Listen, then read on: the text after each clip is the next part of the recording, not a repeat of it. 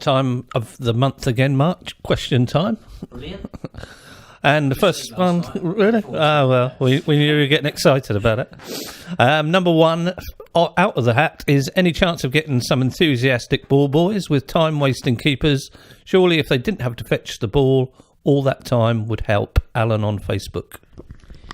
After the game here, obviously when we had the fan run on the pitch, it was something I spoke to Claire Martin in the community about. She organises all the ball boys on a match day. And yeah, we've decided we're going to get significantly up the number of ball boys we have, and their enthusiasm at getting the ball back quicker has obviously been mentioned as well. So yeah, it's something that we are addressing for the next home game. Probably still doesn't stop a keeper if he wants to waste a few seconds doing so. Yeah, and you know, as we've said, it is frustrating, but you know, the laws are there in regards of the referee. It's for him to sort of implement the rules of the game and rush him up. And like us all, I'd like to see the goalie getting booked earlier on if he is genuinely time wasting. I mean, there was a game earlier on in the season, actually, it sticks in my mind, where it could have been Stevenage, where the whole game the goalie time wasted. We went 1-0 up with, I think it was 10-15 minutes to go. I can't remember the exact game. And then the first time we sort of spent a little bit of time trying to get the ball out, he was straight up and had a go with our keeper. I couldn't believe it. So yeah, I do think it's something that the referees, you know, need to look at, and we have filed various reports where in the report we do mention it. Multiple fans on social media, he's always writing in. Are we able to extend Lavery and McNulty's loan deals? And do they have a recall options? That was a joke, by the way. A joke? No. There's no recall option on McNulty till January. There is a recall option on Lavery. However, I'm not sure they will exercise it. He's coming here. It's the exact reason he's come here, Lavery, specifically to score goals, do well, you know, get game time. So all the conditions have been met. But again, that would be a decision for Sheffield Wednesday. And in regards of extending them, obviously that's a decision for the manager. But should he wish to do so in January, we'll be doing all we can to support him in that decision. So Ellie on Instagram says, thoughts on the recent 6-0 win against York City? Yeah, great, obviously. And it was nice to enjoy a game going into the last 10, 15, 20 minutes, you know, without biting your fingernails. And I thought the second goal was key there. It seemed to just lift the pressure off everyone, the players, the management, obviously all the fans as well. And we just played with care and abandon and seemed to enjoy it. And it was great to get a 6-0 win. But ultimately, it was 3 points. Doesn't matter how many goals you score. Number 4, Andy on Twitter. If yourself and the board could reverse one decision you've made since your time at the club, what would that be? I can't obviously speak for the rest of the board.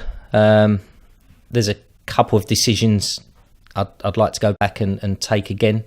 Personally, I can't really talk about them because it involves people and it wouldn't be fair, but I'll leave it up to you lot to know what you think that may be. Well, everybody get their guessing hats on. Yeah, I don't think they'll have to guess that. Listen, it's not fair to discuss people, but it involves people coming and leaving the club. Leave it there. Number 5, any plans for a season review DVD? Archie on Instagram. Yeah, we are working on it. Hopefully, if it ends up being a promotion year or a year we go close and there's a lot of excitement, and we think it will sell in numbers, it's something we'll produce, you know, for sale. Should it just, you know, be a good year but we think there won't be a huge demand for it, then it's something that we'll probably look to put up online via Pompey Player and hopefully generate more subscriptions as a result. Because there are, this season, a few highlights, aren't there, already? There's been some great goals, like you said. There's been some highlights, some great performances, you know, and as I say, hopefully as the season progresses, as the team bonds more and more together, which I think they are doing, I think we'll have a real push in the second half of the season, and I think it'll make a great DVD. Again on Instagram, Nathan, in terms of the Manchester City youth game, what stands are the club planning on opening, and also any news on ticket prices for the game, which I think we've publicised both, but perhaps you're good to go over them again. Yeah, we're going to be opening the South Stand. I Obviously, if demand, we think there's going to be demand. We've got the capability then of opening up more areas of the stadium. But initially, we're going to be opening up the South Stand, and the ticket prices are £4 for adults and £2 for kids. Number 7, can we arrange a deal whereby fans can park in the Tesco car park on match days at the same price as club car park? It's getting difficult to find somewhere to park now when the club car park is full, says Ernie on Facebook. Yeah, it's something before Tesco's opened we discussed with them. What they're doing is they're giving it up to Christmas.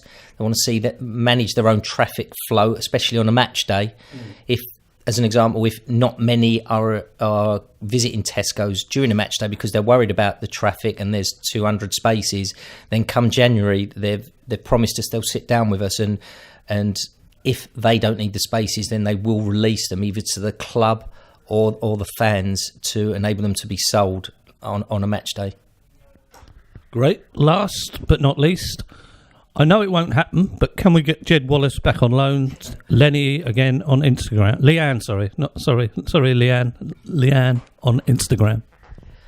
Listen, Jed's a good player.